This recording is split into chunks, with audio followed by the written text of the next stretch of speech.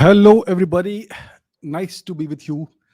I wish you all a good evening for those of you who are in India and Asia, a good day to those of you who are in Europe, and a good morning to those of you who are in the Americas. It's great to be with you all on the 48th live episode of Ask Abhijit.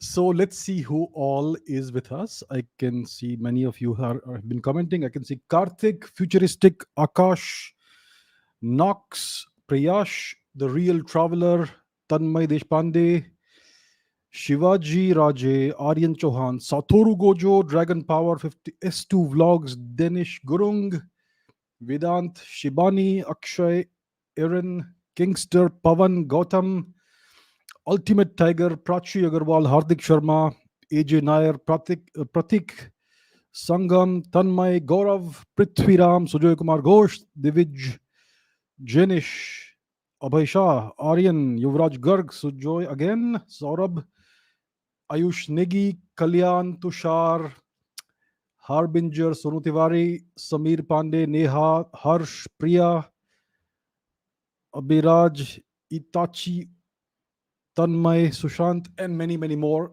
Good evening, good day to all of you. Thank you so much for being here. So, we're gonna discuss whatever you ask me. Any questions you have, I will take them up. History, geopolitics, physics, science, astrophysics, quantum physics, philosophy. You guys decide, ask me questions, I answer them. So let's take a few questions. First of all, I would like to tell you that I do read all of your comments. I am no longer able to answer comments individually because there are hundreds of comments every day, but I do take the time every day to try and read as many of your comments as possible. Like I said, it's impossible to answer them all, but I try to read as many as I can. So I do hear you. I do know what you are saying, and I appreciate all the comments and all the inputs and the opinions that you voice in the comment section. So please keep it coming. I do read them. Right. So let's take a few questions now. Okay, question number one is by Sankarshan. Why are Harappan inscriptions not in Sanskrit? So the answer to this is that we don't know what language these inscriptions are in because the script has not been deciphered. It has never been deciphered. There are many claims by various individuals of having deciphered the script, but none of those claims have ever withstood the scrutiny of independent review. For example, there was this individual called Iravatan Mahadevan who claimed to have deciphered the Indus Valley region script. He said it was the form of Tamil or something, but I have read his papers. They are utter nonsense. So I'm not saying it is this or that, it is Sanskrit or it is Tamil or it's not this or not that. My simple, very simple point is that the Harappan script, the so-called Harappan or Indus Valley script, has never been deciphered. And therefore, we don't know for sure what language it represents. And therefore, we cannot make the claim that these inscriptions are not in Sanskrit or not in Tamil or not in some other language, because we simply don't know what language it is until it is deciphered. So the focus, the emphasis of researchers, of historians, of linguists, of scientists, of computer scientists, etc., the focus needs to be first of all on deciphering this script. And I believe I am I am very strongly of the opinion that we need to use computer science, machine learning, artificial intelligence, these new technologies in trying to decipher the script. Because clearly it represents one of the ancient languages of India. Some people claim it is Tamil. Okay, fine. I will take that claim seriously, but it has to be proven. And the most people, I mean, one group says it is Tamil or Proto Tamil. The other group says it is Sanskrit, Vedic Sanskrit, or post Vedic Sanskrit, or some form of Sanskrit. Well, these two claims exist. These are the two major claims. So we need to decipher the script first and try to see which language group or which language family it matches, and only then can we make claims like it's not in Sanskrit or it's not in Tamil or whatever, right? So the simple point is it's never been deciphered thus far, and therefore we cannot say it's not this or not that. I hope that explains what where we are right now as far as this issue is concerned. Right, let's take a few more questions.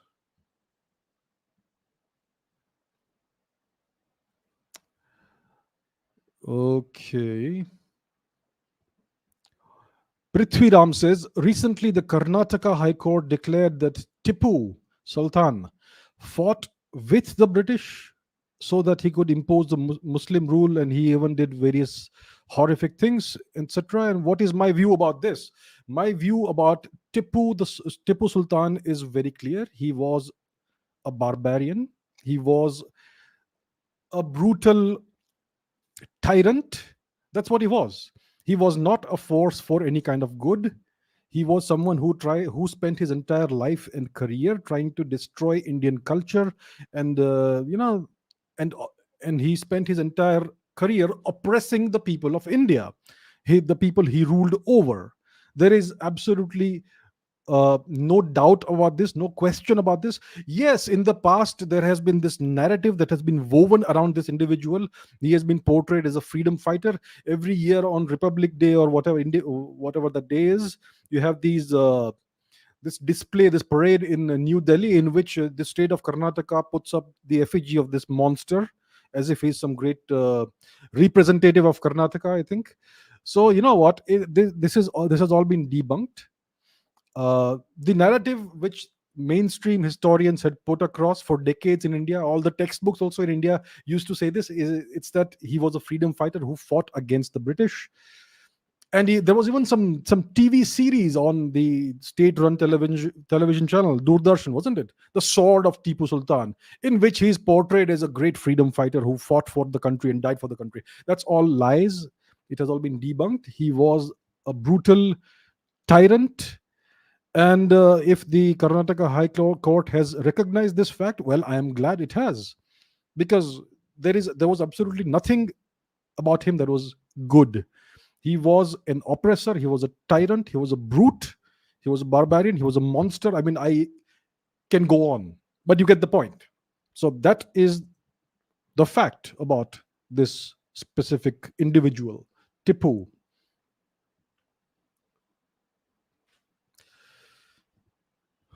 Kalyan Karthik asks, despite uh, being the founder's zone of humans, why is Africa always left in the dark? We never read any African history.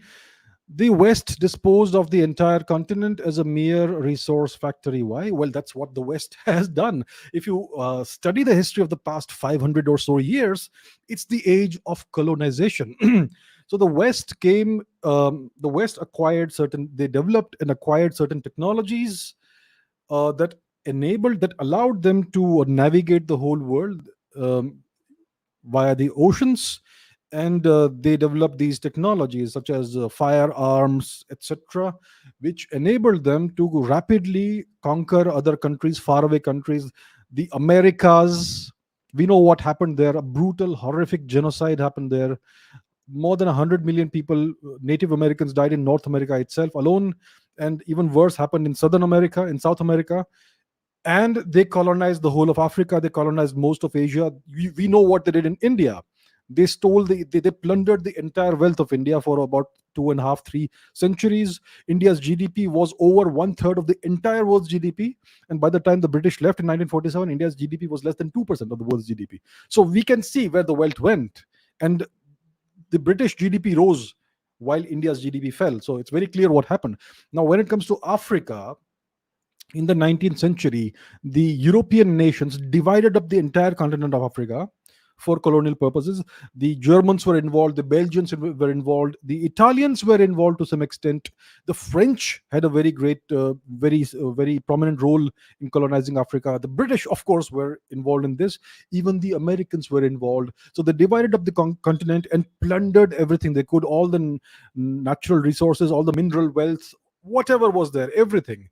It is a horrific, dispiriting episode of history. Horrific, because Africa had its own civilizations and kingdoms, very civilized, very advanced. But unfortunately, all these the thing about all the polytheistic cultures is that they are very tolerant, they are very respectful of others, they are very accepting, they are willing to forgive mistakes and forgive transgressions and all that.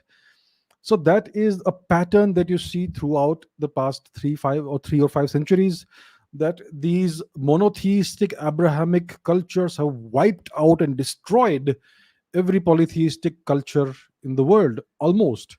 I think India is the only one that stands now, the only and the oldest civilization. So this is what happened to Africa. Africa had incredible has an incredible history which has all been wiped out.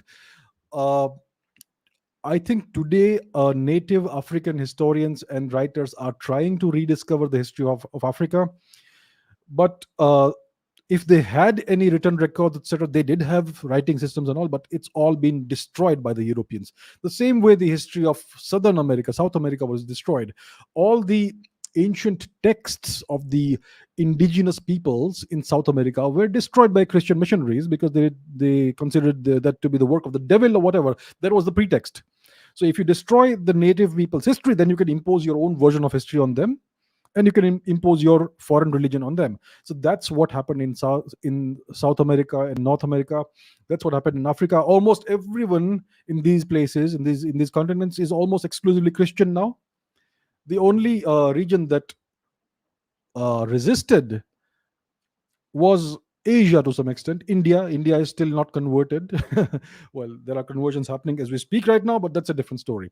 So that's the reason why we never get to read any African history, because all the records have been destroyed, if any existed. All the kingdoms, all the empires, all the civilizations, all the cultures have been totally wiped out.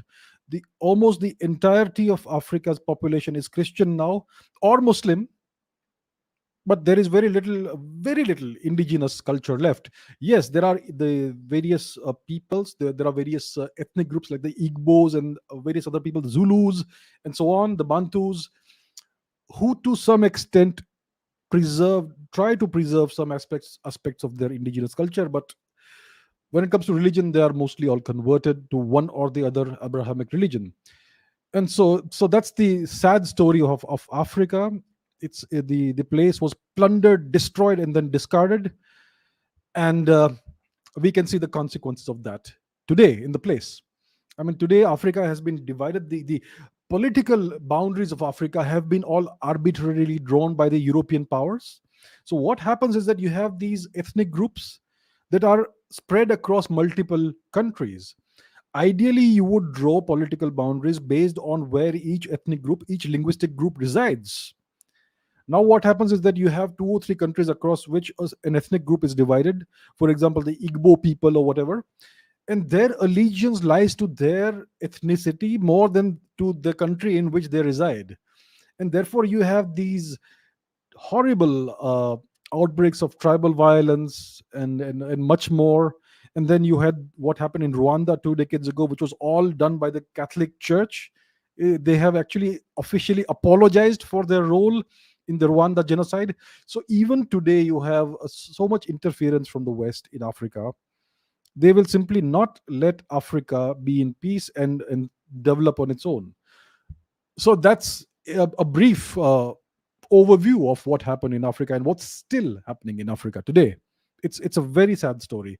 Africa has, most likely, a history that's even older than that of Asia, because to the best of what we understand, the human species originated in Africa, and later on it came out of Africa and spread in other parts of the world. So I think Africa's history is the oldest history, and we know next to nothing about it, which is a tragedy. All right, let's go to some other questions. Some other questions. Okay, so once again, I have answered many of these questions. So in case I'm not answering your questions, please search my channel. Most likely you will find that the question you have asked is already been answered. I have so many short clips. You can go through those. Just search for your question, and you will most likely find it. All right. Akash asks, can Vladimir Putin, be termed as a modern day Chanakya of geopolitics, as he has many achievements in Chechnya, Ukraine, Georgia, Syria, Afghanistan, Venezuela, made Germany and Turkey take anti NATO steps? Yes, I would not say that Mr. Putin is a modern day Chanakya, but uh, these policies and strategies that Mr. Putin pursues are nationalistic policies.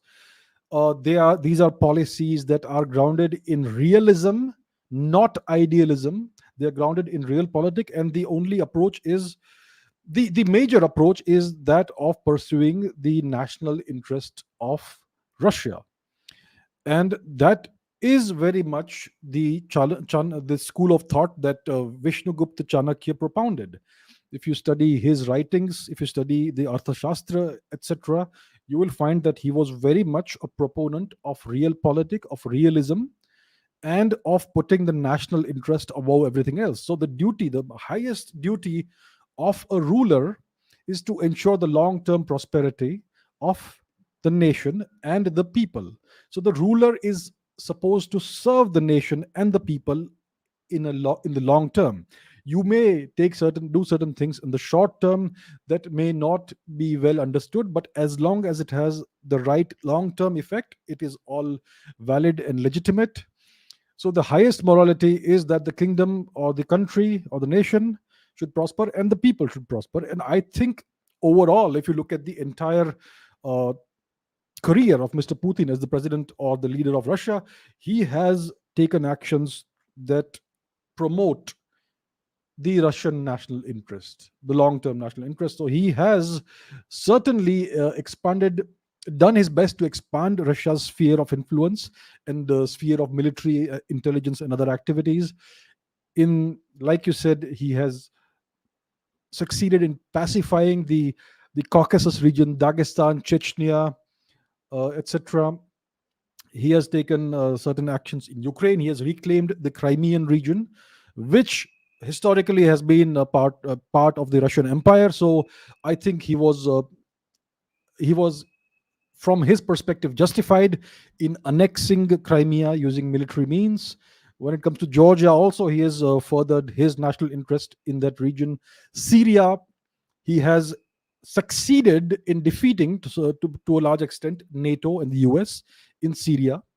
He is now Russian interests are now playing out in Afghanistan as well, in Southern America also. Germany is siding with Russia when it comes to the Nord Stream pipeline, the gas pipeline, and Turkey is now to a significant extent pro Russia, even though it is still officially a member of NATO. So, this is how the game of geopolitics is played. I mean, you may recall perhaps that just some time ago, just a couple of years ago, maybe 2, 3 years ago, there was this military incident between Turkey and Russia, in which the Turks shot down a Russian fighter jet. I think one or two Russian pilots lost their lives in this Turkish military action. And despite that, today Turkey is more of a Russian ally, not an ally officially, but it is leaning more towards Russia than towards NATO. So this shows how the game of geopolitics is played. You may have certain setbacks in the mutual relationship from time to time, and yet you have to overcome those setbacks and look at the larger perspective. What is your larger national interest? Yes, there were certain problems. The Turks shot down a Russian plane, a couple of Russian pilots died.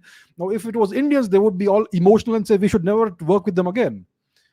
But Mr. Putin is not emotional. He sees things from a larger perspective, from the national interest perspective, and that's why, despite this action by Turkey, he was willing to reach out to Turkey, negotiate with Mr. Erdogan, and bring him to his side.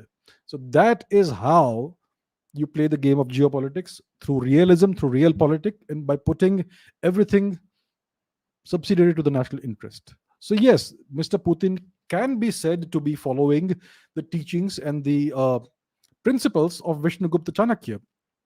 I have said this many times in the past, that it is a crying shame that India is the one country in the world that does not follow the teachings of Vishnugupta Chanakya, even though the teachings came from India, from one of our greatest thinkers. It is countries like China and Pakistan and Turkey and Russia that follow the Chanakyan principles far better than India. So this is something that needs to be rectified. We need, I think, in the past decade, in the past 6 7 years, India has become far better at its geopolitical game, and the kind of politics, in the kind of policies and foreign policy we have. I think we are improving significantly. So there is certainly room for optimism, but we need to get better at this for sure. So, excellent question, sir. Right, let's take a few more questions. Sujoy Kumar Ghosh asks, who is Lalitaditya, and what are his contributions to Bharat, to India? At what time period the Mauryan Empire existed? Late 4th century, as the mainstream says, 1500 BCE or some claim. How was it determined? See, the chronology of Indian history is still a matter of debate, because the entire chronology was created by the British historians, by the colonial powers, and there are clearly lots of flaws in that. If you look at the official chronology of India's history from the mainstream history perspective, it's as if there was nothing in India, no history in India before 500 BCE. There is not a single name of a king that is published in print. There's not a single name of a kingdom or empire or republic or anything within India that's published before 500 BCE. So it's as if the mainstream historians have decided there was no history in India before 500 BCE. And if you look at the archaeological record, we find evidence of archaeological settlements that go back 10,000 years in India. Extensive archaeological settlements. You have the entire Saptasindhu region, which has this incredible ancient urban phase of India's civilization, the so-called Harappan or Saraswati civilization phase of India. And in various other parts of India also, we are now beginning to discover that there has been an extensive uh, uh, networked settlements everywhere, whether it is in the Ganga Yamuna plain, whether it is in Varanasi, whether it is in southern India, Kiladi, and various other places which we are now discovering. Even if you go all the way down to Sri Lanka, even if you go all the way to Kalinga, Magad, which is Orissa and Bihar, even if you go to Chandraketugarh, Bihar, Bengal, and even if we go all the way north to the Punjab region, to Afghanistan, to present day Pakistan, we find settlements everywhere. So, what I am trying to say is that the chronology of India's history is going to eventually change as proper research is done. And that's why there are these questions about when did various empires actually exist in India.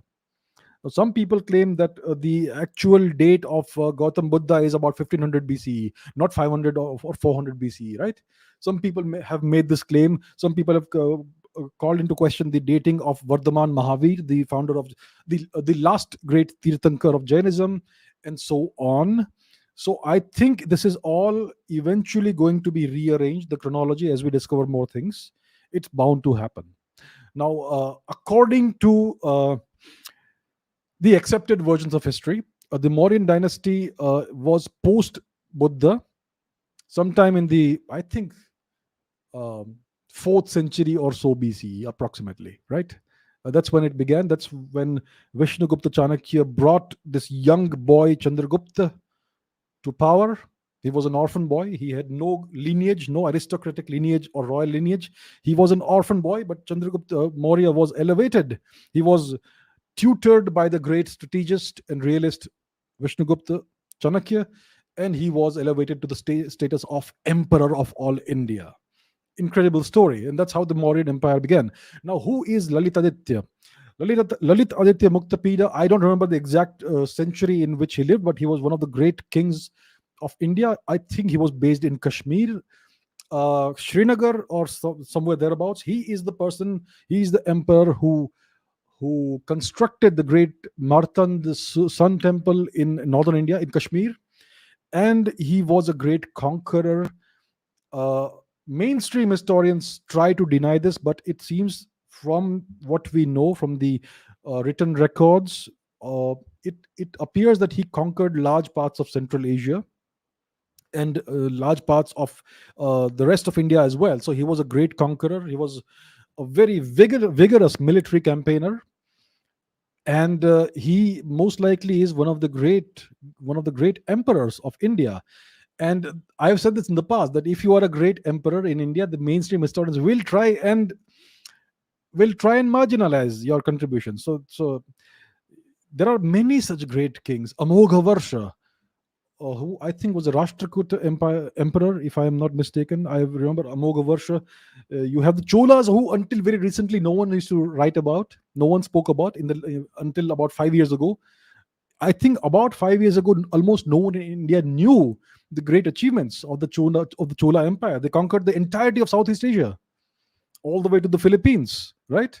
So almost no one knew about this because the mainstream historians would not write about this. There would be no mention of the Cholas or the Chalukyas or the Rashtrakutas or the Satavahanas or any of these empires and dynasties in our history textbooks.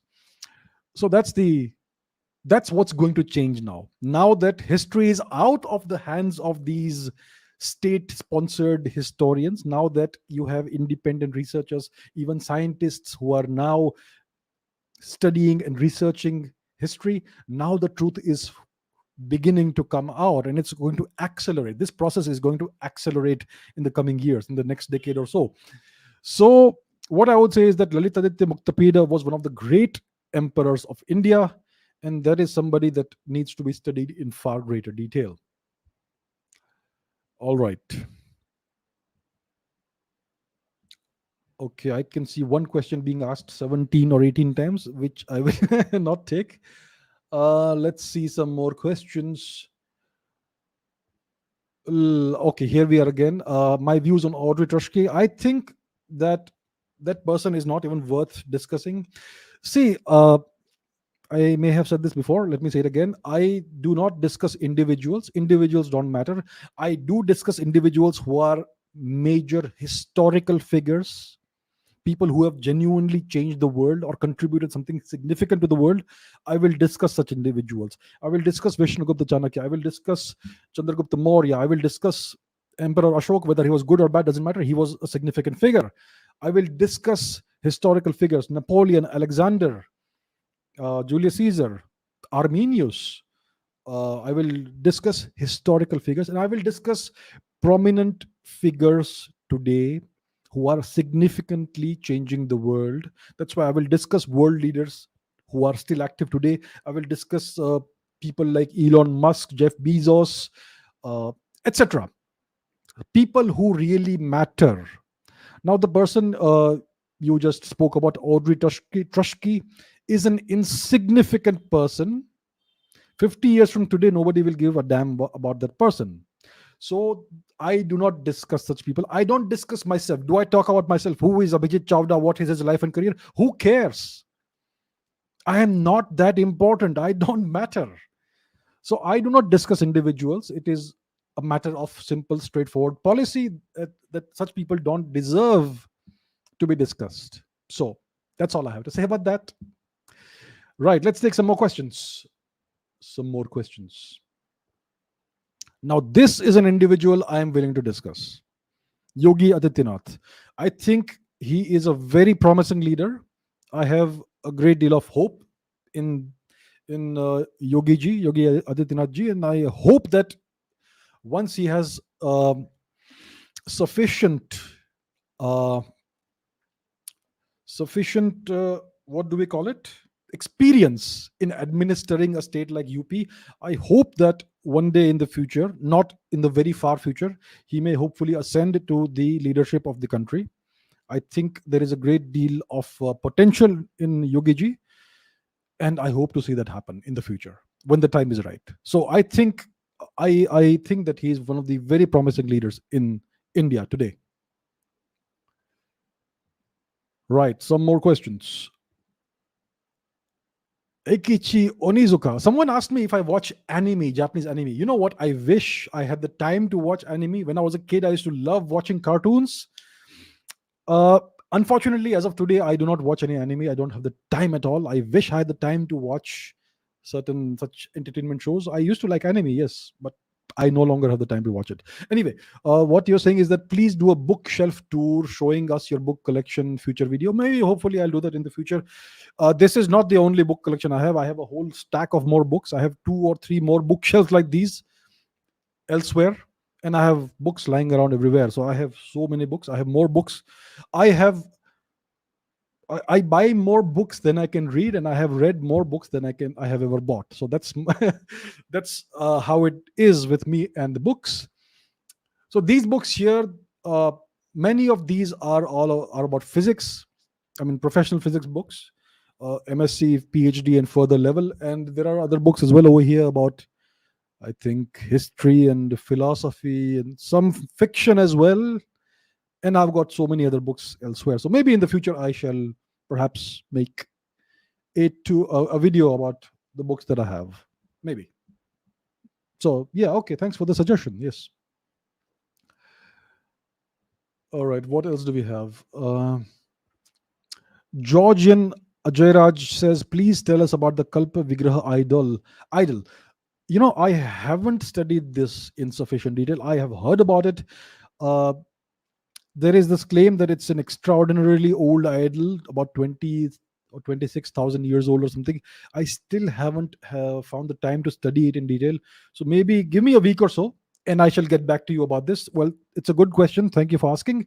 I shall study this in more detail and then I shall get back to you about this.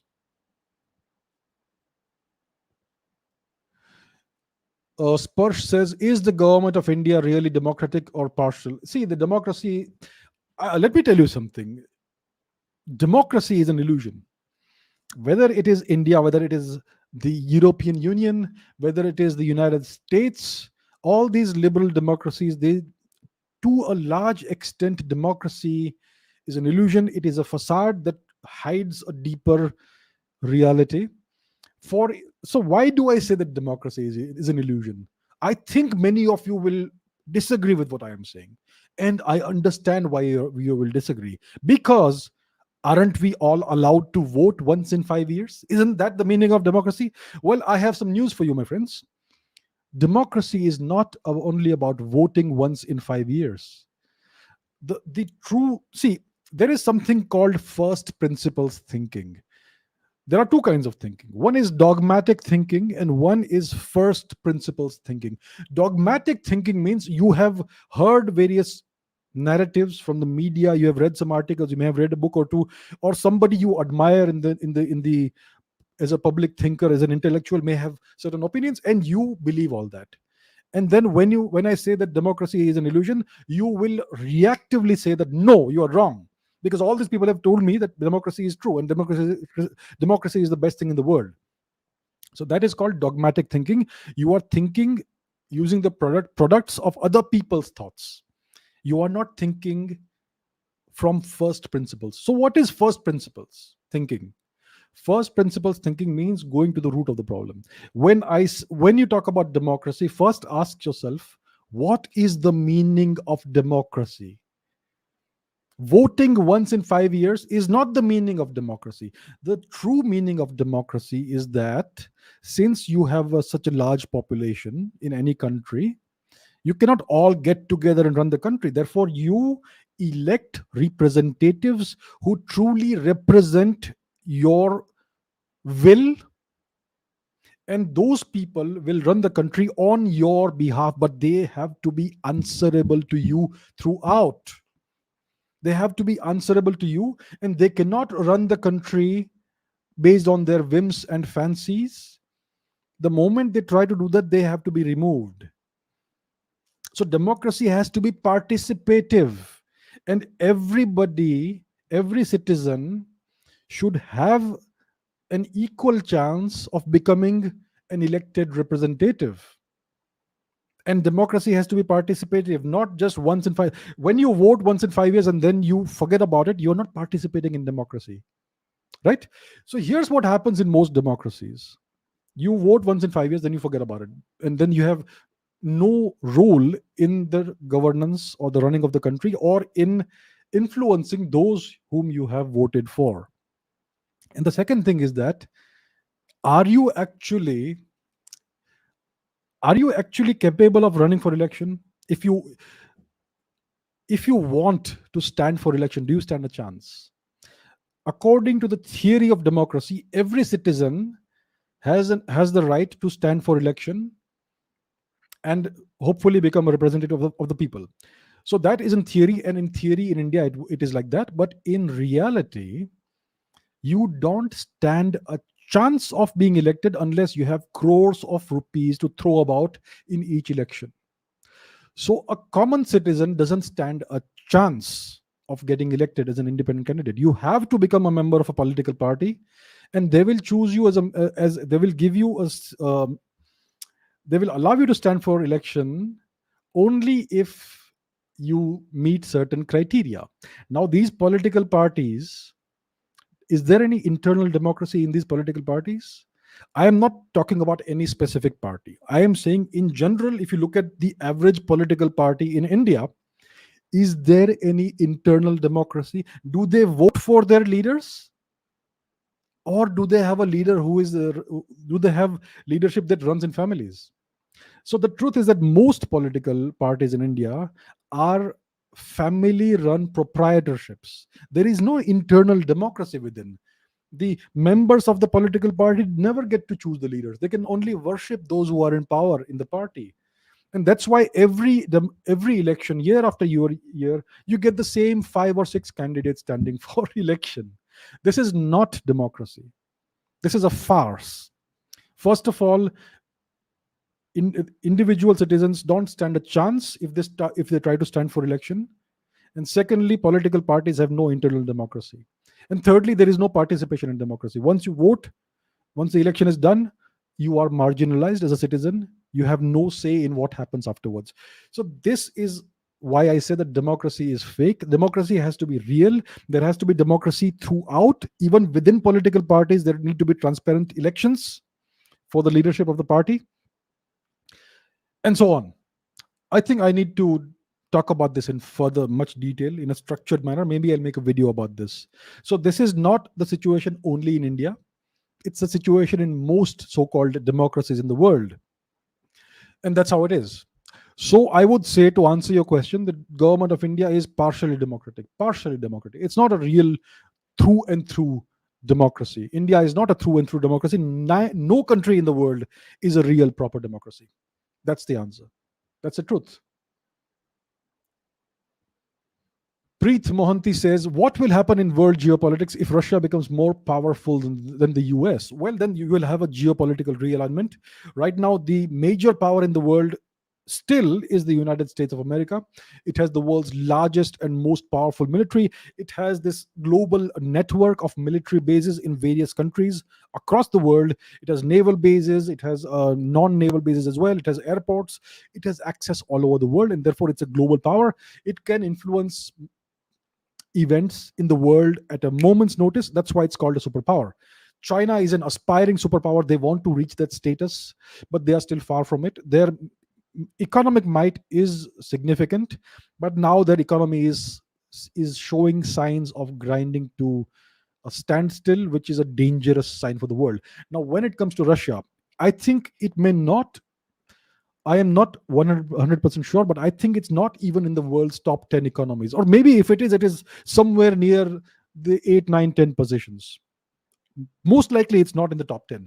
So economically, it's not that powerful. Russia's real power is its legacy military. So when the USSR was a superpower, it had built up this military might. It had built up the means of producing military hardware. It developed all these technologies, whether it is rocket technology, missiles, nuclear weapons, submarines, warships, fighter aircraft, other kinds of aircraft, artillery, tanks, and so much more. So after the USSR collapsed, everything went into a decline. But when Mr. Vladimir Putin took over, he rejuvenated to some extent the military machine of Russia. He stopped the decline of the technologies and the military, the armed forces, and all that. He invested a lot in the armed forces, and that's why the Russian military is a genuine force to be reckoned with, despite Russia not being a very powerful and very big economy. And the other thing is that Russia has the world's largest arsenal of nuclear weapons and ballistic missiles. I think their arsenal may be larger than the arsenal of the US. So Russia, even though it's not a major economy, a very large economy, it is still, I think, the number two military power in the world. It has the power to obliterate a country like China if the need is required, or even the US. But of course, that will never happen. One does not ever use nuclear weapons in the real world in warfare. It is a deterrent and nothing else. So the question is, what would happen if Russia becomes more powerful than the US? The Russian military is a very big factor in this. It is almost as powerful as the US military. When it comes to Europe and Asia, Eurasia, Russia is, I think, the most prominent and most powerful military force in the continent. So it's already a very big power. And I don't think Russia has the ambition of becoming a superpower again.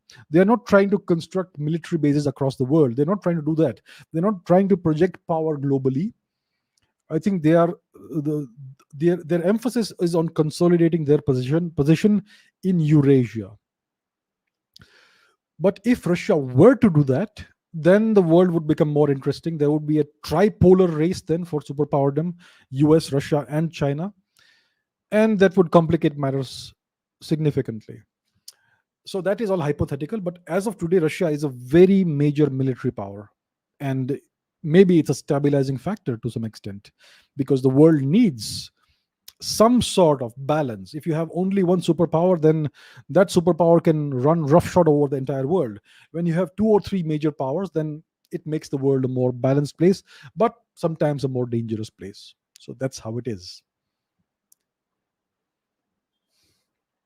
Tanuj Prakash says, if all humans have the indigenous people of Africa as their common ancestors, then how did different races come into existence? Shouldn't we all have been black? Good question. So there is no such thing as a race. The concept of race is an outdated concept. It's an unscientific concept. There is no such thing as a pure race. There is no such thing even as a pure species, surprisingly enough. So these are categories that were constructed by scientists, I would say, in the 18th and 19th centuries. The concept of race, the concept of species, etc., when science was very much still quite rudimentary. Today we understand science much more. We understand molecular biology, we understand genetics, population genetics, ethnography, and much more. So we now know that there is no such thing as a pure race or a pure species. Now, but your question is still valid, that the people of Africa, as we know, they all have dark skin. They are what we call the African race, or the black race, so to say. So how come people in different parts of the world who are the product of an out of Africa migration, how come people across the world look so different? The people in Eastern Asia look different. The people in India, in the Indian subcontinent, look different. And Iran, the people in Western Asia look different. The people in Siberia look different again. The people in Europe are also have a different appearance, different skin color, different eye color, hair color, and so on. Even in Europe, you have so many differences. If you go to Scandinavia, etc., you have people with blonde hair, very fair skin, blue eyes mostly. You go to Ireland, you get people with red hair. You go to Greece and in the Mediterranean region, the people over there have significantly darker skin. They are like some people in India, actually, the kind of skin color and hair color, eye color they have, etc. So how come there is so much diversity in the human species, diversity of superficial appearance, when we all came out of Africa. And the reason for that is that people evolve, genetics evolves. There is something called natural selection. Certain features are desirable when you live in a certain climate. For instance, if you're living in Africa where the sun is so bright, especially in the equatorial region, then it is beneficial for you to have more melanin in your skin, because melanin blocks much of the energetic output of sunlight. It blocks the ultraviolet rays, etc., and it ensures that you don't get cancer, skin cancer, and other such problems. That's why when people live in equatorial regions for multiple generations, maybe 10, 20, 30 generations, they automatically develop darker skin. And similarly, some effect would be visible in the hair, eye color, etc. Now, when you move to northern latitudes, for instance, in Siberia, in Russia, or in Mongolia, etc., where or Tibet, where the effect of sunlight is significantly less than in the equatorial regions, well, in that case, it is beneficial for you to have a lighter skin color, because it is only when you absorb more sunlight that you will be able to have sufficient vitamin D, which is essential in the body for absorbing calcium and developing strong bones, etc. So that's why uh, natural selection ensures that people who live in northern latitudes for multiple generations, they slowly start developing lighter skin. Now, if you live in snow-covered plains, etc., where you have this glaring reflection of sunlight into your eyes, then it is useful to develop smaller eyes, and that's how a certain look appears over time, and so on and so forth. When people live in India, which is neither very hot, neither very cold, etc., then you will develop a moderate skin tone, like the typical brown skin that you find in various parts of the Indian subcontinent, Pakistan, Afghanistan, even Iran to some extent, and so on. So that's how it happens. So it is because of natural selection, it's because of evolution, because you have to adapt to your climatic and geographical environment. So we have been out of Africa for about 70, 80,000 years. I think there is a sufficient amount of time to develop all these different characteristics. And that's why we are not all black. But in the past, people who lived in Europe were also black. For instance, before the Yamnaya invasion of Europe, you had various groups, population groups in Europe that had very black skin. For instance, the Cro-Magnon people, the Cheddar Man in the British Isles, etc. They had significantly darker skin than almost like today's average African skin tone. So you did have that in Europe in the past, and not in the very distant past, but sometime in the last 10,000 or so years itself. So things change. Things change as human migrations happen, and so on and so forth. It's a complicated story, but we are now uncovering it thanks to archaeology and especially genetics. Right. Tanmay says war has killed millions of people. So how would the world be like with only peace? Well, it would be a great world, but unfortunately, the sad reality of the human species is that we are a warlike, violent species. It is inherent in our nature. The entire history of humanity is a history of warfare and conflict. You find evidence of conflict even in ancient Africa. You find they have recently discovered certain burial sites in Eastern Africa, I believe, which seem to be the earliest archaeological evidence of warfare. You have people who clearly show uh, wounds in their bones. So they died as a result of those wounds and so on, and they've been buried in a certain manner. So what we know is that the history of humanity is a history of warfare. Human migrations inevitably lead to warfare and conflict. And that is not only just something that is characteristic to us humans. Our closest relatives, our cousins, the chimpanzees, are equally, if not more, violent than us. They also live in groups, in social groups, and these groups from time to time come into conflict, and then there is full scale war, and not just random mob violence, calculated, strategic, planned violence. So the chimpanzees also do that. It's been observed, and they are quite brutal. So that is something we share with our closest cousins, the chimpanzees. We are a warlike, we are a violent species, we are a warlike species. We try to go beyond these limitations, uh, but unfortunately, it doesn't always work. For instance, India has been a very pacifistic kind of culture. I know we have also had conquerors and all, but if you look at Indian philosophy, if you look at dharma, it is all about ahimsa paramo dharma. Non-violence is the greatest ideal. That's what we have tried to practice. But when you become non-violent while others are violent, it doesn't work, and that's what we have seen in the past 1,000 years in India. So it doesn't work, unfortunately. It would be great to have a world with only peace, but our nature is such that we are greedy. We want more and more. We want to control more resources across the world. We want to control more people across the world. It's about power, it's about resources, and that's all what geopolitics is about. And that's why we simply don't have peace. Even right now, we have certain conflicts going on in certain parts of the world. And the way the geopolitical environment is shaping up during this decade, it looks like something could go bad again. It looks like 1930s all over again right now. So that's just the way it is. It is in our nature that we keep going to war, we keep fighting. So that's how it is. Whether we like it or not, that's the fact of life. Right, let's take some more questions. Now, this is a question that's interesting. Was Mikhail Gorbachev a good leader who tried to save the USSR, or was he just a Western puppet? I think there is a significant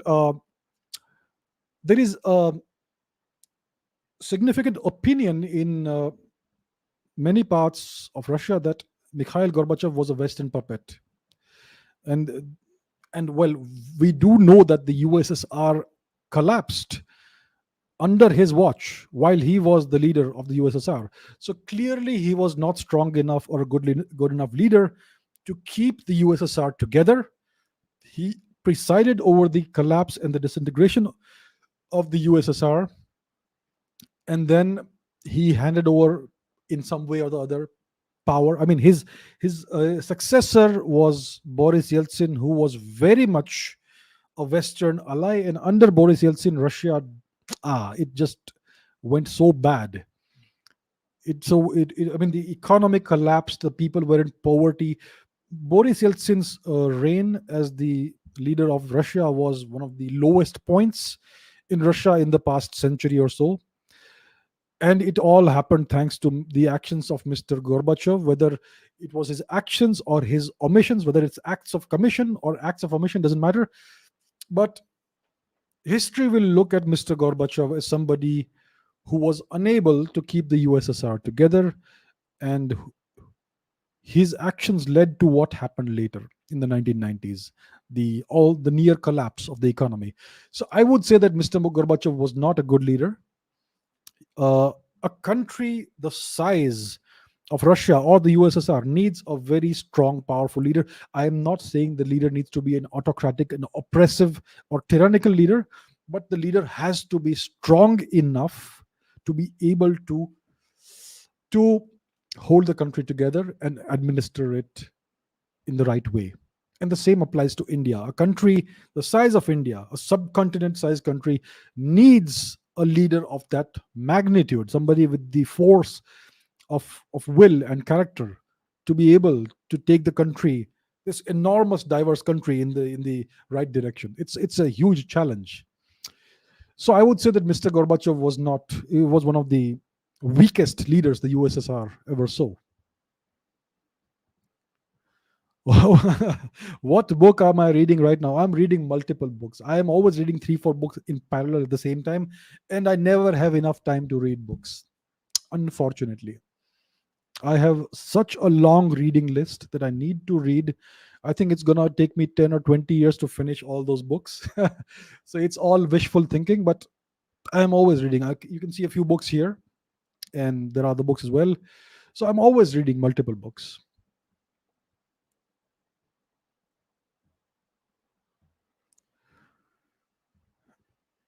Aryan Chakravarti asks, will countries go back to invasion like mode in the future? Yes, absolutely. It's the nature of the human species to expand, to have conflicts, to go to war. Right now, we are in an age of relative peace. Relative peace. We sitting in India are in peace. Most parts of Europe are peaceful. North America is peaceful. Central America is problematic. Southern America is right now reasonably peaceful and all. Africa has conflicts in various places. Right now, the world is relatively peaceful, but there is a lot of poverty. There is a lot of there are many problems, artificially induced problems. But I think that in the next 10 years or so, we could see an upsurge in what you call invasion mode as the Chinese economy winds down, as it grinds to a halt, which it is right now. I It is possible the Chinese leadership could get a little desperate, and they would perhaps feel that while they are still strong, they should gain as much territory, etc., as possible, and they may try to indulge in certain military misadventures. It could start with Taiwan, it could start somewhere else, but it is quite possible that they could do something silly, something stupid, if their economy shows further signs of stalling. So in the past, the Chinese economy for the past 2 3 decades was growing at 10% plus, and that's what happens when you have the right policies in a very poor nation. You grow very fast. Today, China has almost become a middle income nation, but now its economy is not growing anywhere as fast as it was. The official figures are of about 6% growth, but that is the Chinese Communist Party's official figures, which have to be taken with a few grains of salt. I, I certain Many experts and geopolitical analysts believe that the actual growth rate is about 1 or 2% right now in China. So that is problematic, very problematic, and that could cause some panic in China, and it could cause some rash decision making, and then we could have an invasion of Taiwan, or maybe the Japanese Senkaku Islands, or maybe some misadventure with India, which would be really stupid, or something in China's northeast, Manchuria, etc., where they have conflicts, historical conflicts with Russia, and so on. So there is a significant potential for such things happening in the coming decade. So yeah, it's very possible. I hope it does not happen. I want a peaceful world. We want to live in peace, but you never know. It's quite likely, I would say.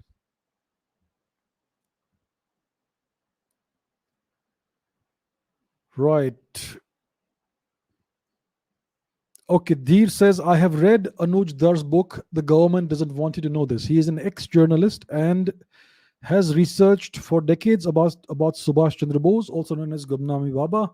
My comments. So, I haven't read this book. I haven't read any of Anuj Dar's works thus far. So, I cannot comment as somebody who has read his works, but I agree with the overall understanding.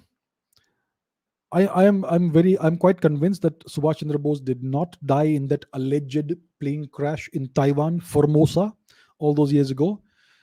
I believe it is most likely that the person known as Gumnami Baba was actually Subhash Chandra Bose, who was forced into anonymity in this manner by possibly by the Indian government.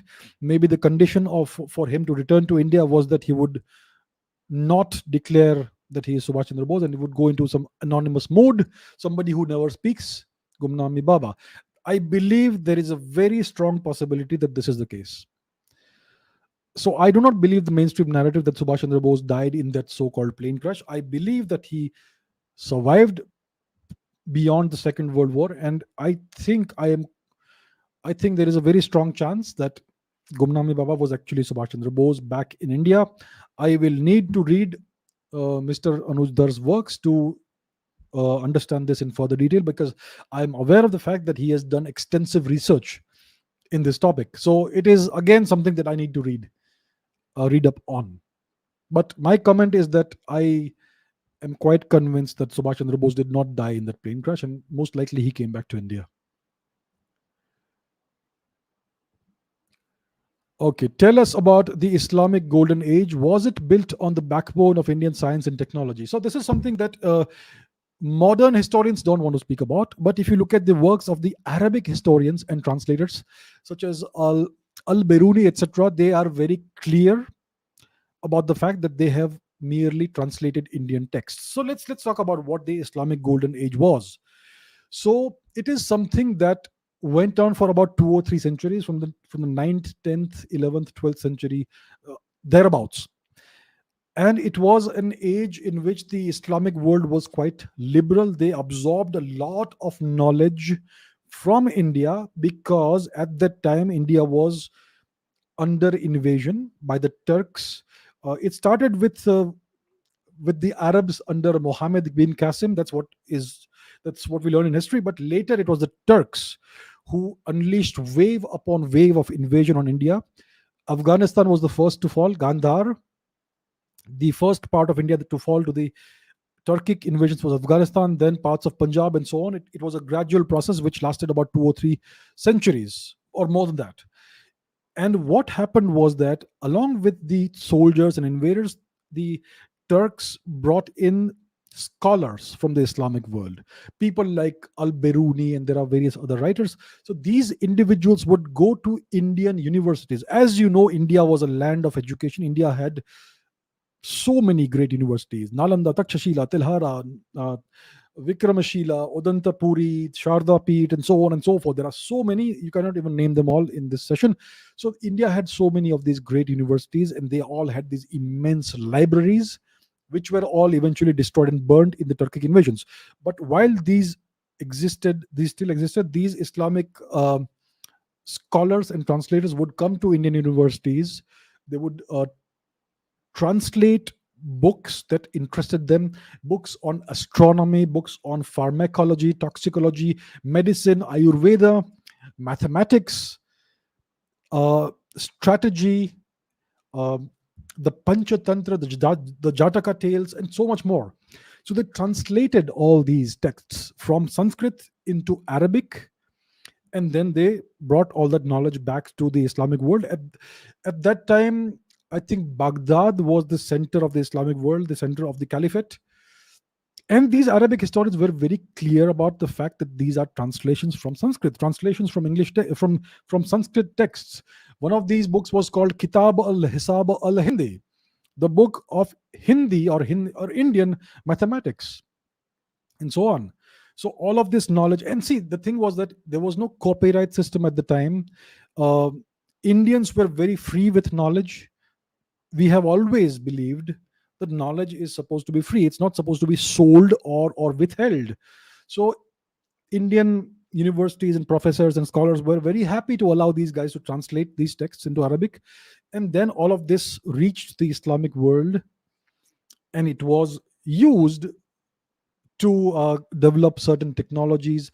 You had the Ceric steel, which was produced in India for about 2,500 years. That was also exported to the Middle East. It is now called Damascus steel for some reason, and so on. So all these technologies made their way into the Islamic world. All this knowledge made its way into the Islamic world, and that led to this renaissance of sorts in the Islamic world, which is called the Islamic Golden Age. And the Islamic historians and writers and translators did not ever hide the fact that all this knowledge came from India.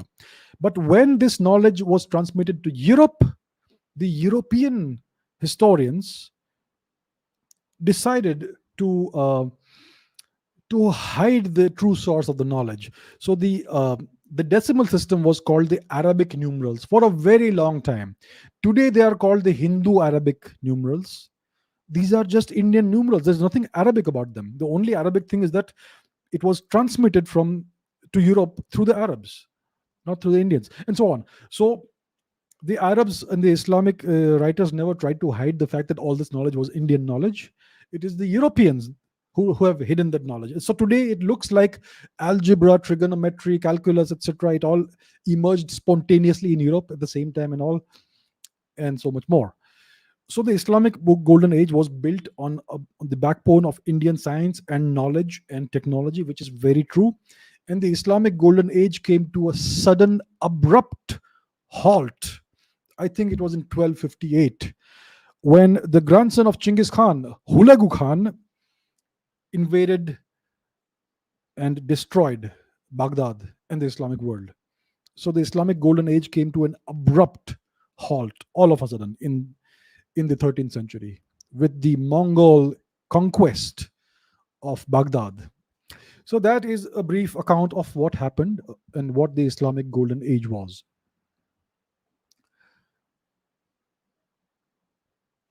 All right, some more questions.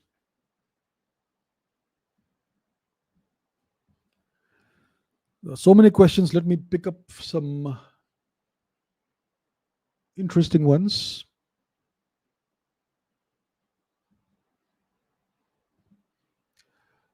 Ratan says, my take on vaccines, as not much research is available, they allowed it for emergency use.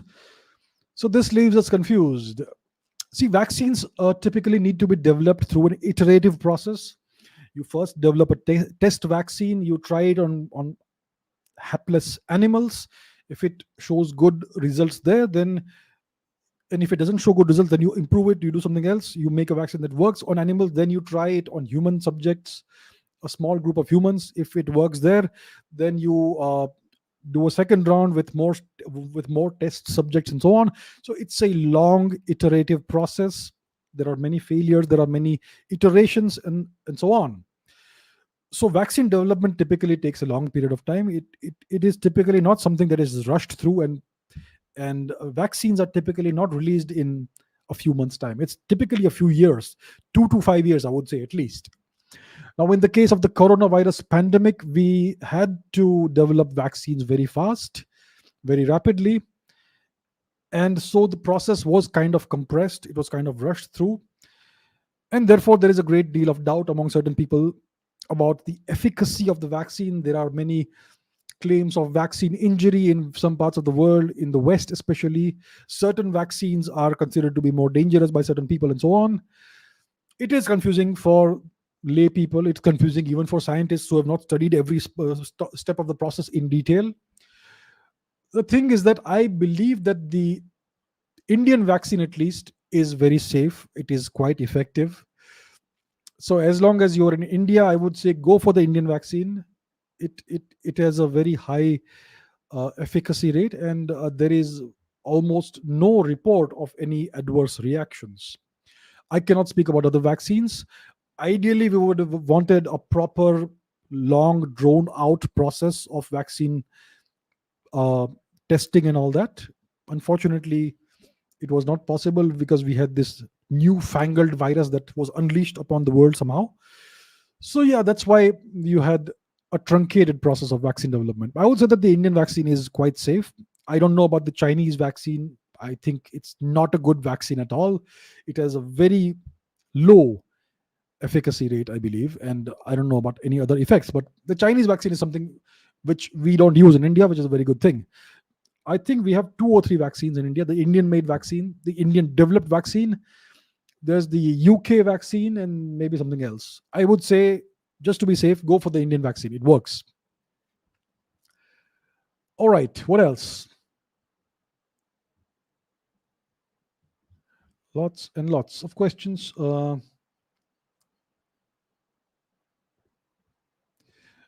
Yashodeep says, when will Bharat unite and form Akhanda Bharat again? What would be the conditions or circumstances for it? See, the first thing I would like to say is that Bharat is not a geographical region. It is not a nation state. It has always been much more than a nation. Bharat is a civilization. It's a civilization state. And the characteristic of a civilization is a common unifying culture. So it's not about geography, it's about culture. You may have people of the same DNA as you, but if they believe in a different culture, then they are not part of Bharat. They are not part of a culture, they're not part of a civilization. And that's what we have in Pakistan and Afghanistan. These are now foreign cultures, foreign countries. They are the same people as us. Similarly, for Bangladesh, they're the same people as us, the same ancestry, the same DNA, the same shared heritage, the same shared history. But today they follow a foreign religion, a foreign culture, and therefore they cannot be part of Bharat. They are part of uh, the historical region of Bharat, but as long as they practice a different culture, they cannot be part of Bharat. So I would say that it is not possible for this dream of Akhanda Bharat to be realized at least in the next 100 years. You can conquer these regions militarily, yes, and you can integrate them into your country by force. But these people, they are a different culture. How are you going to integrate them and assimilate them when their beliefs, when they have so much hatred for you and your culture? It doesn't work, right? So I would say that it is not going to happen anytime in the next 50 years or 100 years. It has to be a multi generational project. And what are the conditions and circumstances in which Bharat will reunite again? Well, first of all, India needs to become a cultural, economic, and military superpower once again, like it has always been throughout history. So India needs to get to work on reforming its internal system. We need to get rid of this fake Western system of governance, this inferior system of education, and all these colonial influences. We need to rediscover who we really are. We need to rediscover our self respect. We need to invest in science and technology. No, there is no progress without science and technology. Just study Indian history. The times when India was the greatest civilization in the world was when India was the most advanced scientific and technological power in the world. So India needs to do all these things. Once India becomes that powerful again, by the process of osmosis, of ex-osmosis, India's culture will again start influencing people beyond its current geographical boundaries. And then the circumstances will again come into place where you can have an Akhanda Bharat once again. It's not something that can happen in the next 10, 20, 50 years or 100 years. I think it's going to take longer than that. So we all have to play our role in this. It is a multi-generational project. Our descendants should we should ensure that we work hard enough and smart enough so that our descendants, two, three, four generations down the line, are able to live in a reunified India. So that's what our objective has to be. We have to be patient and we have to be confident. That's what we need. Right. All right.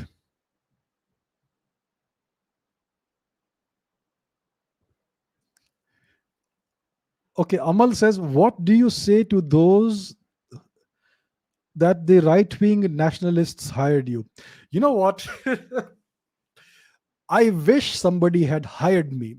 I wish I was getting some funding, a few lakhs of rupees a month from right wing or any wing.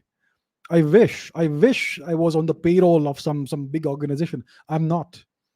So all I would say is that, you know what, I am not right wing or any wing. I am, some people say I am whatever they say. You know what, I am not even a nationalist. I am a civilizationist. If I were to describe my belief, my worldview in one or two words, it is Indian civilizationist. I am not about right wing or left wing or center wing or anything. I would like to see someday India's civilization regain the status that it always had for thousands of years. That's the only that's the only thing that I am interested in. I don't care about right wing nationalists or left wing nationalists or anti nationalists or whoever else it is. I wish somebody was funding my work. Unfortunately, nobody is. So that's just the way it is.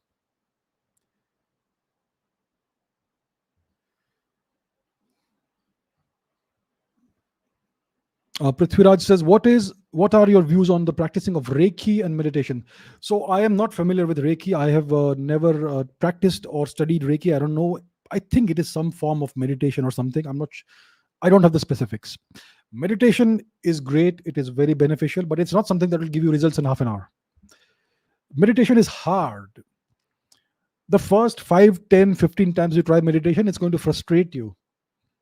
But only if you persevere will you start seeing the real benefits of meditation.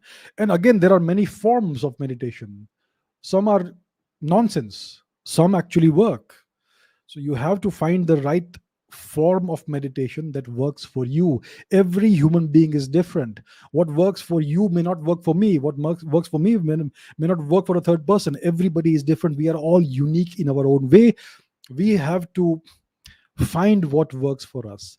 There are many forms of meditation that all originate in India. You have Vipassana, you have what they call transcendental meditation, uh, and various forms of yoga. Even pranayam is a form of meditation, because the very basis of meditation is controlling your breath.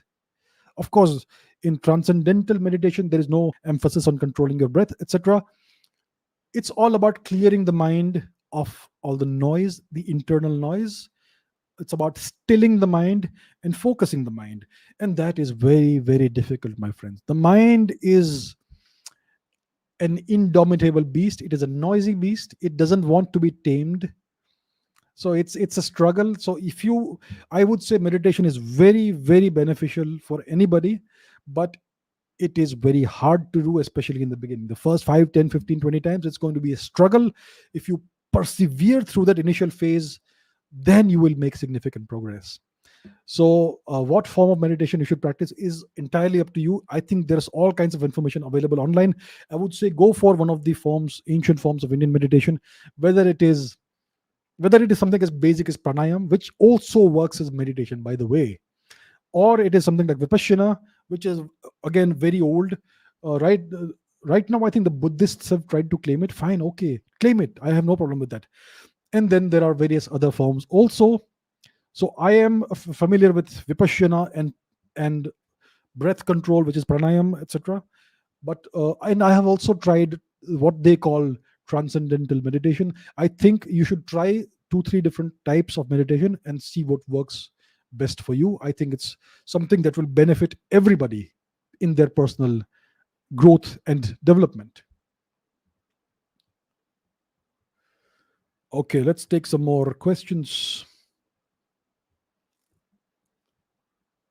Right, good question. Neil says, if Netaji was alive as Gumnami Baba, then why did he remain hidden underground rather than forming his own party and becoming the leader of India?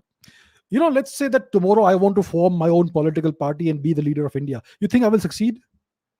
I have almost zero chance of success.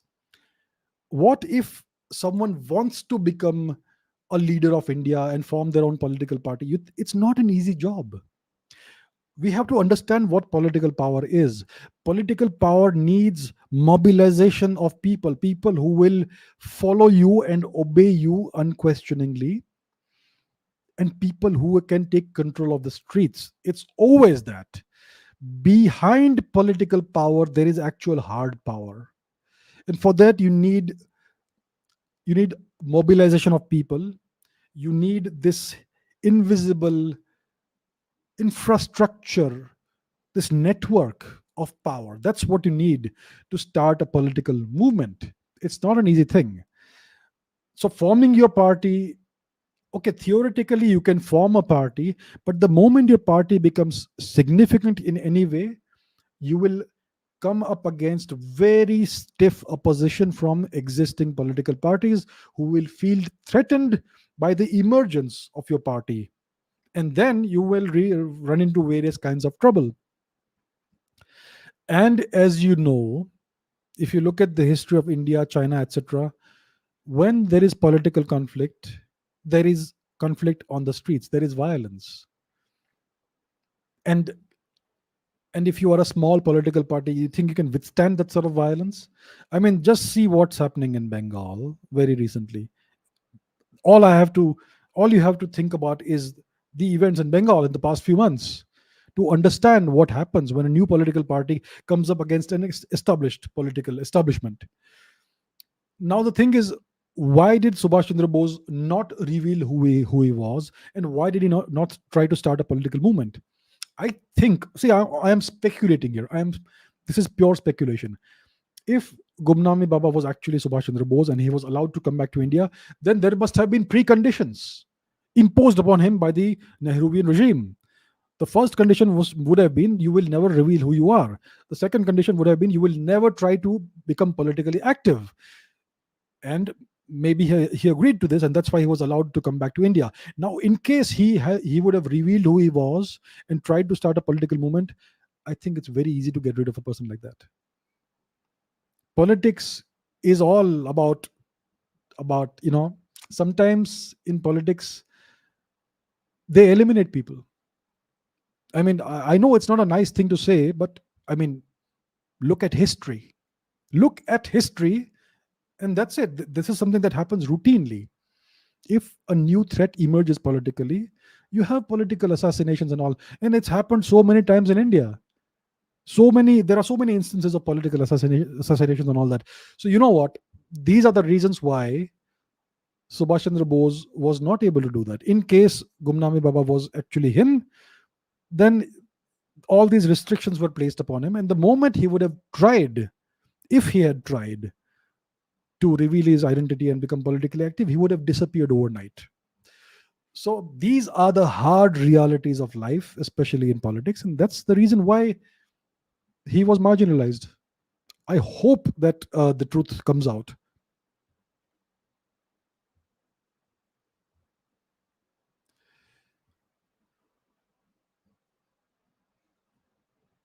Okay, let's take some more questions. I already spoke about the Kalpa Vigraha idol. I will study it in further detail and I will get back to you, sir. Um,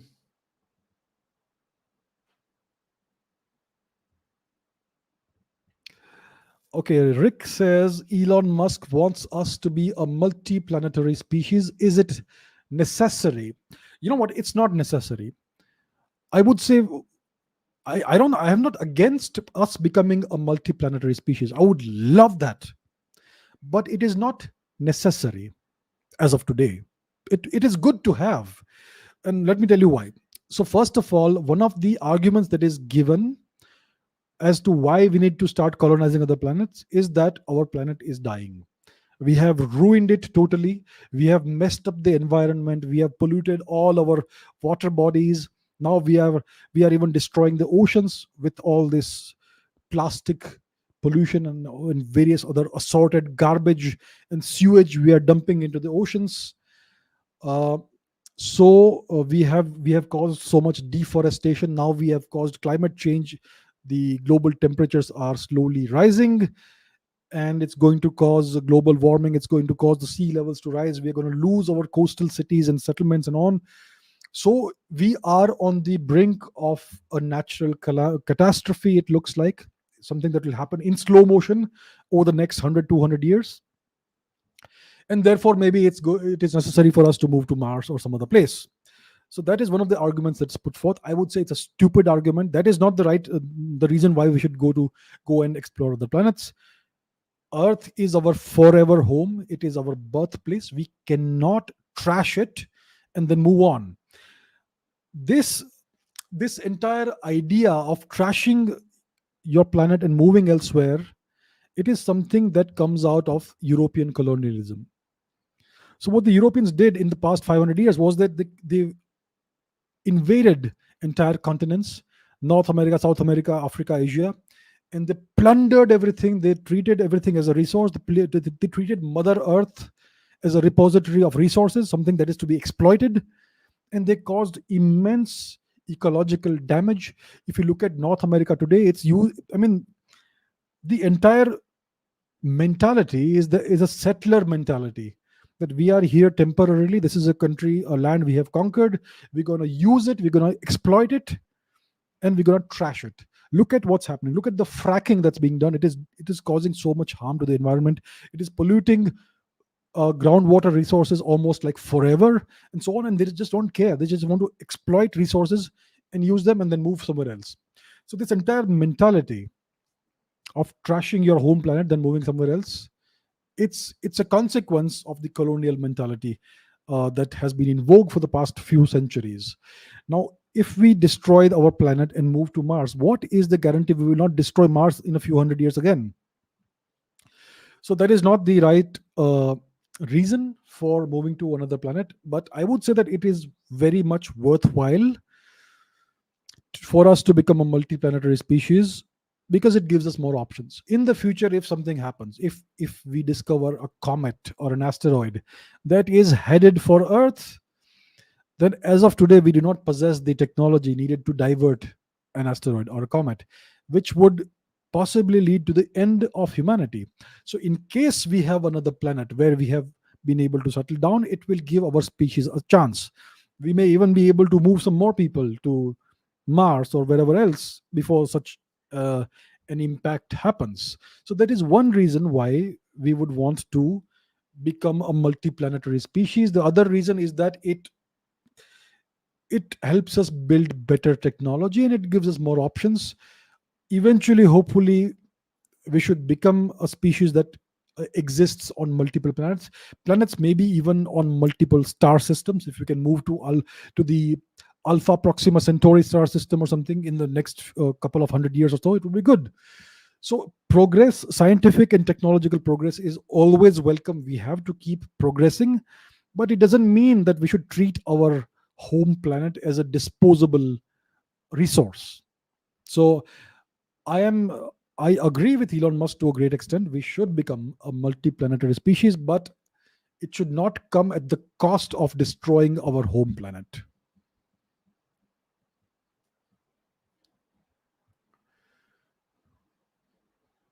Okay, let's take some more questions.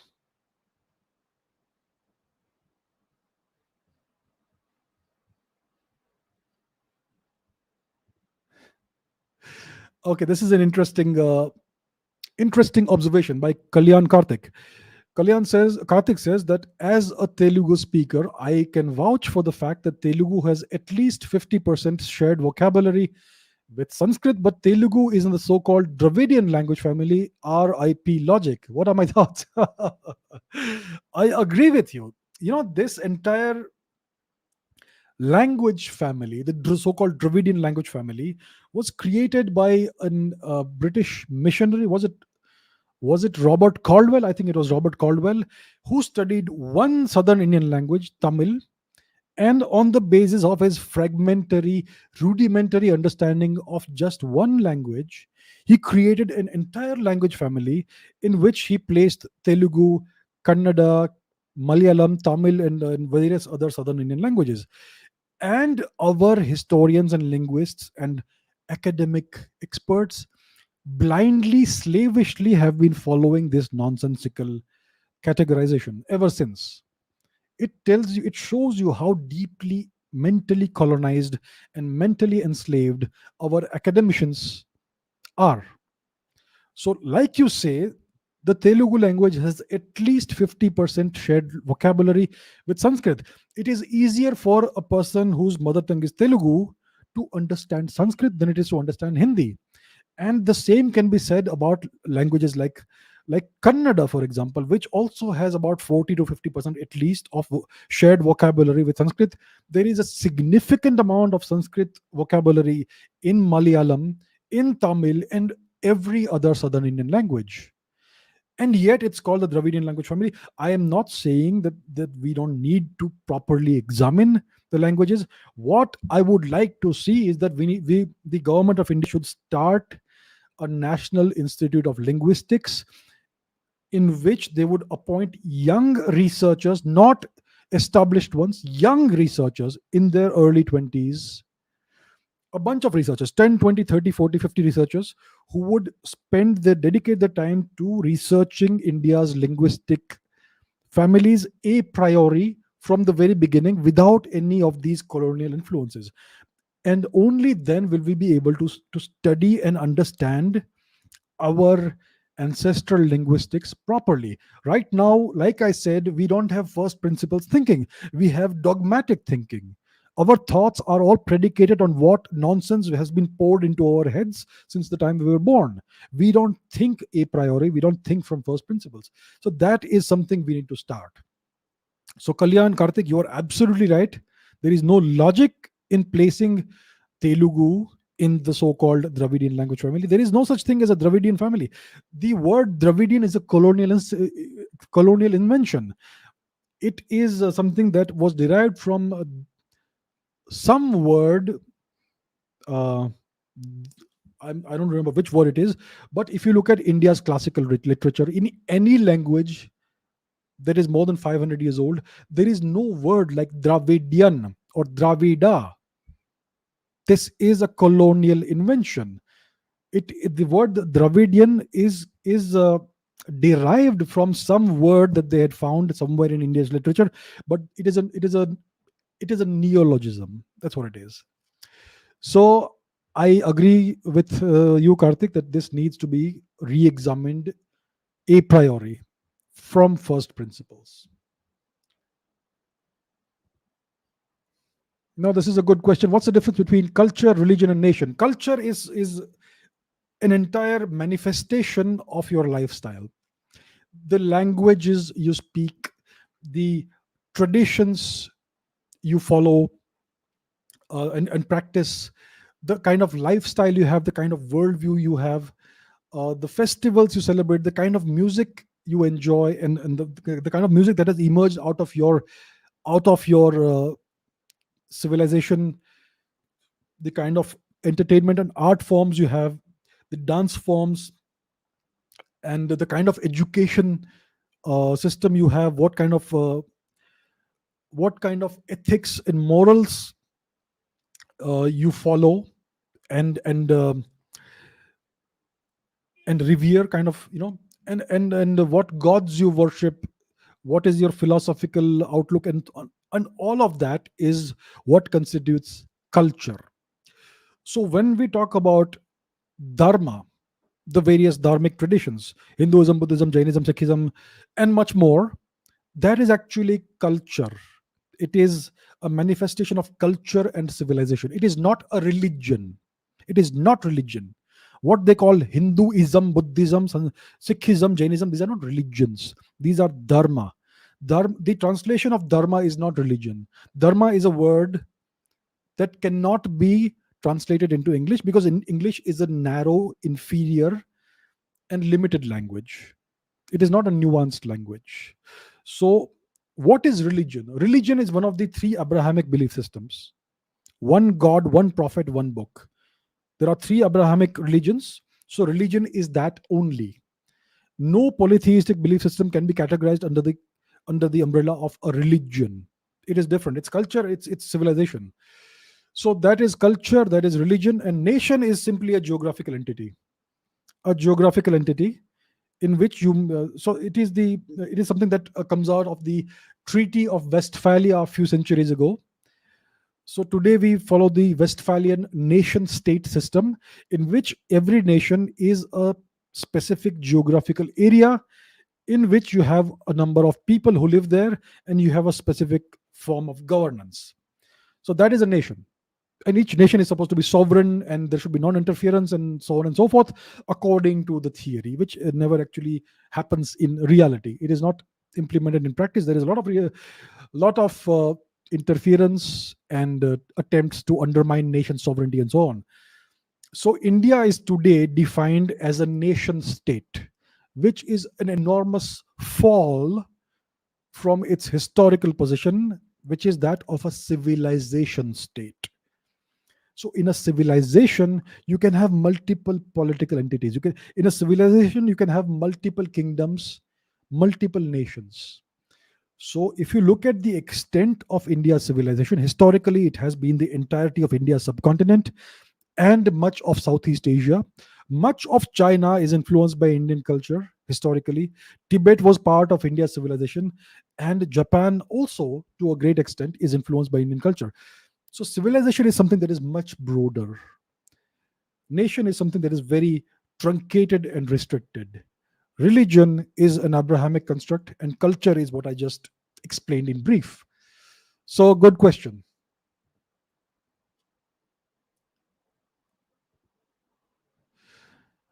Very interesting username. The question is, why were martial arts wiped out from India at the national level while they survived and remained in other parts of the world? How to revive it? See, you know what? Whenever a country or a nation comes under foreign occupation, under the occupation of a brutal, tyrannical um, regime, then the first thing they do is to try and stamp out all possibilities of native resistance. So when the Turks invaded and occupied India, they did their best to stamp out Indian resistance. And therefore, the best thing to do was to try and ban and wipe out India's indigenous martial arts. India had a very ancient, very rich tradition of martial arts. Today, the only few things that remain are what remains of Shastra Vidya in northern India. There is a dance in Saurashtra in Gujarat, which is all that remains of the ancient Rajput tradition of sword fighting.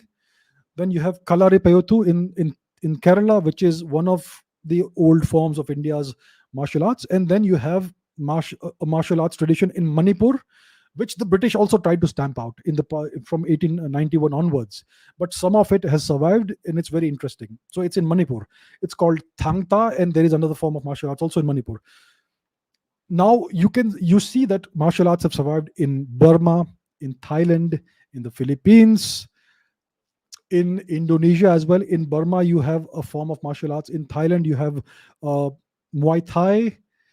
In Philippines, you have, what do you call it? Silat, I think Silat. In Indonesia, you have Kali. In Korea, you have Taekwondo. In Japan, you have Karate Do, you have Aikido, you have Ninjutsu, and so on. And in China, you have Kung Fu. Now, as we know, I hope you know, Kung Fu is Indian in origin. It is an Indian uh, monk and scholar, Bodhidharma, who traveled to China and introduced this ancient Indian system of unarmed combat to China in the Shaolin Temple, which was built for his predecessor. And that is what the Chinese took forth and developed further over the centuries, and it is now called Kung Fu. So, most of Asia's martial arts are influenced by Kung Fu, whether it is Shorin Ryu Karate, whether it is Taekwondo, or many other things. So, one could say that many of Asia's martial arts owe their ancestral lineage to an ancient Indian martial art that is no longer in existence. So the reason why we no longer practice our martial arts is because of the past 1000 years of foreign occupation of India, in which these foreign occupiers did their best to eradicate India's martial culture. So how do we revive India's martial arts? So we can try and uh, create schools of various martial arts. For instance, we have Shastra Vidya in northern India, which is all about armed combat, which is not something very practical to revive because you may get hurt doing that. Even if you look at the Rajputic sword fighting tradition, that is something that one can't really revive because Indians are no longer allowed to carry swords. uh, what can be revived is to some extent Kalari Payotu, which does involve unarmed combat. It also has sword and shield fighting. So Kalari Payotu can be revived when it comes to the unarmed combat tradition. And the Manipuri martial arts are very interesting. They should also be revived, and you could have nationwide tournaments of various martial arts, and that would be interesting, I would say. So that is one way one could revive the martial arts in India. Right. Let me take one more question. Is a zombie apocalypse possible in real life? So once again, if you look at first principles thinking, what is a zombie? A zombie is a person who has died physical death, and then somehow that person is revived. So according to everything we know about science, it is not possible for a person to be revived after the body has died a physical death. And therefore zombies, according to the classical definition of zombie, that is not medically possible. So I would say that a zombie apocalypse is not really possible in real life, but yeah, you can have certain diseases that may feel like a person has kind of lost their mind and become like a zombie or something. That is technically, theoretically possible. But the classical zombie apocalypse of the movies like World War Z and all, nah, that's not really possible in real life. Shall I take one more question? Okay, this is the last question for today from Rahul Pandey. Was India at around 800, 1000 AD a Buddhist majority country? How did we reverse the demographic? You know what? The thing is this: there is no such thing. I have said this 100 times. I will say it 1,000 times more. This categorization of Indian religions into Hinduism, Buddhism, Jainism, Sikhism is a foreign concept. The British decided to divide and rule India. Therefore, they tried to divide India's population and create divisions by creating divisions between Buddha Dharma and other Dharma, between Jaina Dharma and other Dharma, and so on. Buddhism, Jainism, Sikhism, Hinduism, etc., are the same thing. They have the same ancient origins, they have the same fundamental concepts. What you are told is that Buddhism doesn't build, there is no concept of soul, of atma in Buddhism. That is a lie. And it is also told that Buddhism does not recognize the validity of the Vedas, which is once again a lie.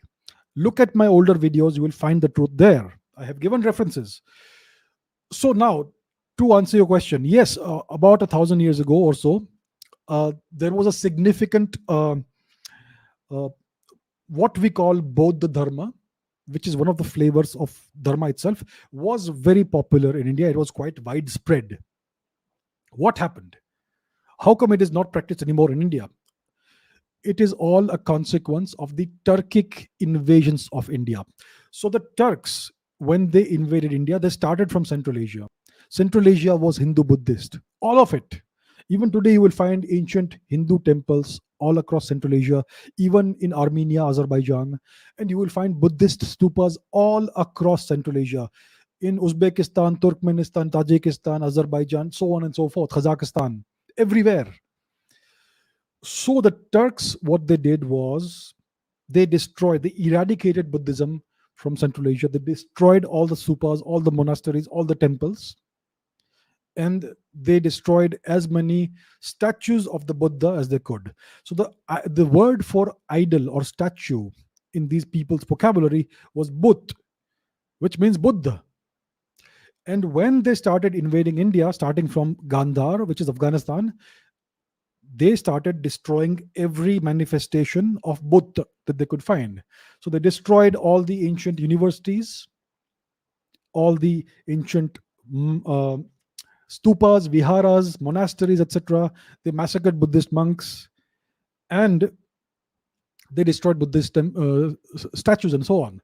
So their aim was to destroy every manifestation of Buddhism, of Buddha. And that's why their primary emphasis, as they conquered more parts of India, was to destroy Buddhism, what they considered to be the religion of the infidels. So it is the consequence of the Turkic invasions that Buddhism or this specific flavor of Dharma was wiped out from India, because all the teachers, all the monks were massacred, all the libraries were destroyed. The libraries and the universities taught all flavors of Dharma, not only Buddhism. Okay, when you talk about Nalanda University, which we know burned for three or 6 months, it did not only teach Buddhism; it taught the Vedas also. When we talk about great scholars like Nagasen, Nagarjuna, etc., who went to China, Japan, etc., they did not only teach Buddhism, they also taught the Vedas. So, but the Turks wanted to destroy all manifestations of Buddha. And that's why they succeeded in wiping out what we now call Buddhism from India. That is how this demographic, what you call, was eradicated from India. It was done by the Turks about 1,000 years ago. And that is the story. All right, my friends, that is it for today. Thank you very much for all your questions. And I'm going to end this for today. I will do 2 more sessions next week, and it will continue every week. So I will see you very soon, my friends. Thank you, everyone, for all your questions, for your participation, for your support, and I will see you soon. Thank you. Good day and good night.